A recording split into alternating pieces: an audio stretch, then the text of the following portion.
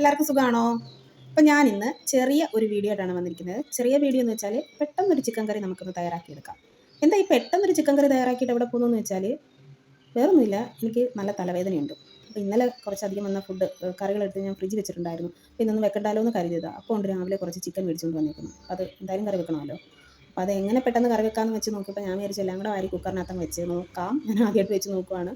അപ്പോൾ എങ്ങനെയുണ്ടെന്ന് നമുക്ക് നോക്കാം. ഞാൻ ഇങ്ങനെ ചെയ്തിട്ടില്ല കേട്ടോ, അതുകൊണ്ട് ഞാൻ നോക്കട്ടെ എങ്ങനെയുണ്ടെന്ന് നോക്കാം.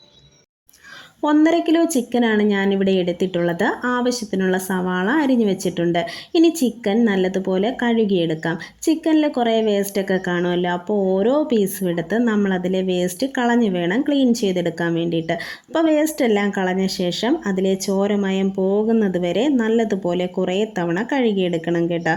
ഇനി ഒരു പാത്രത്തിലേക്ക് അരിഞ്ഞു വെച്ച സവാള ഇട്ട് കൊടുക്കാം. അതിലേക്ക് ഇഞ്ചി വെളുത്തുള്ളി പേസ്റ്റ്, പച്ചമുളക്, കറിവേപ്പില ഇത്രയും ഇട്ട് കൊടുത്തിട്ട് 2 ചെറിയ തക്കാളി അരിഞ്ഞതും കൂടി ഒന്ന് ഇട്ട് കൊടുക്കുന്നുണ്ട് കേട്ടോ. പിന്നെ പൊടികൾ നമുക്ക് ചേർത്ത് കൊടുക്കാം. മുളക് പൊടി, മല്ലിപ്പൊടി, മഞ്ഞൾപ്പൊടി ഇത്രയും ചേർത്ത് കൊടുത്ത് ആവശ്യത്തിനുള്ള ഉപ്പും ചേർത്ത് നല്ലതുപോലെ എല്ലാം കൂടി ഒന്ന് മിക്സ് ചെയ്യുക. എന്നിട്ട് വൃത്തിയാക്കി വെച്ചേക്കുന്ന ചിക്കൻ കൂടി അതിലേക്കിട്ട് നല്ലതുപോലെ ഒന്നുകൂടി ഒന്ന് ഇളക്കി യോജിപ്പിച്ച് കൊടുക്കണം കേട്ടോ. എന്നിട്ട് നമുക്ക് ഇതെല്ലാം കൂടി ഒരു കുക്കറിലേക്ക് മാറ്റി കൊടുക്കാം. എന്നിട്ട് ആ പാത്രം കഴുകിയ വെള്ളം അല്പം അതിലേക്കൊന്ന് ചേർത്ത് കൊടുക്കാം.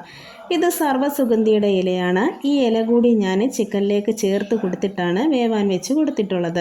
അപ്പോൾ ഹൈ ഫ്ലെയിമിൽ 2 വിസിലും മീഡിയം ടു ലോ ഫ്ലെയിമിൽ 2 വിസിലും കേട്ടപ്പോൾ ചിക്കൻ നന്നായി വെന്ത് കിട്ടിയിട്ടുണ്ട് കേട്ടോ. ഇനി നമുക്ക് കടുക് വറുത്ത് കൊടുക്കാം. അപ്പം കടുക് പൊട്ടിച്ച് ഒരു സവാള ഇട്ട് വഴറ്റി, എന്നിട്ട് അതിലേക്ക് കറിവേപ്പിലയും ചേർത്ത് കൊടുത്ത് മുളക് പൊടി, പെരിഞ്ജീരകം പൊടിച്ചത്, കുരുമുളക് പൊടി ഇത്രയും ഇട്ട് കൊടുത്തിട്ട് പിന്നെ വേവിച്ച് ചിക്കൻ കൂടി അതിലേക്ക് ചേർത്തൊന്ന് ഇളക്കി യോജിപ്പിച്ചെടുത്തിട്ടുണ്ട് കേട്ടോ. അപ്പം വളരെ എളുപ്പത്തിൽ വളരെ ടേസ്റ്റി ആയിട്ടുള്ള ഒരു ചിക്കൻ കറി ഇവിടെ തയ്യാറായി വന്നിട്ടുണ്ട്. അപ്പോൾ എൻ്റെ പക്കൽ ചിക്കൻ മസാല ഇല്ലാത്തത് കൊണ്ടാണ് ഞാനത് ചേർത്ത് കൊടുക്കാഞ്ഞത്. ഉള്ളവരതും കൂടി ചേർത്തോളൂ കേട്ടോ.